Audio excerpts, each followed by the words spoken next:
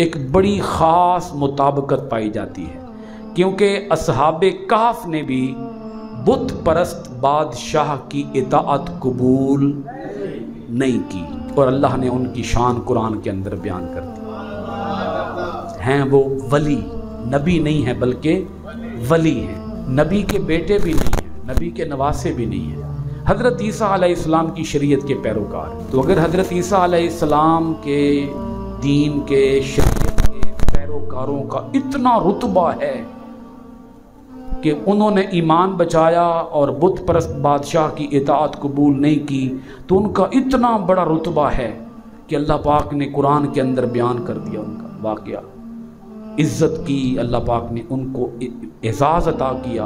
अल्लाह पाक ने फरमाया कि हम उनको थपकी देते रहे, करवटें बदलते रहे, धूप से बचाए रखा, 309 साल हमने उनको सुलाए रखा, खिलाते भी रहे, पिलाते भी रहे।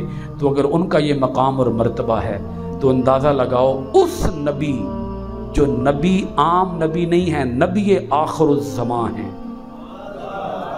और उनके नवासे ने जब अपना घर बार, अपनी औलाद, अपना सब कुछ, और फिर हत्ता के अपने आप को भी जब अल्लाह के दीन के लिए कुर्बान कर दिया और यजीद की इताअत कबूल नहीं की, तो अल्लाह ने इमाम आली मकाम को क्या मर्तबा अता फरमाया, क्या मर्तबा अता फरमाया इनको। ये जन्नती जवानों के सरदार हैं। और ये बात भी काबिल गौर है कि असहाबे कहफ ने जान भी बचाई है, ईमान भी बचाया है। ये रुखसत की राह है। ये कौन सी राह है?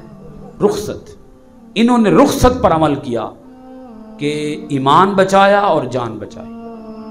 लेकिन इमाम हुसैन रदी अल्लाह ताला अन्हु ने रुखसत की राह पसंद नहीं की। ये रुखसत की राह थी कि आप जान बचा के वहां से निकल जाते। ये रुखसत की राह थी।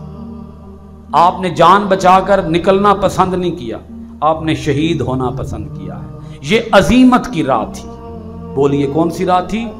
ये अजीमत की राह थी कि डट जाओ अपने ईमान के ऊपर।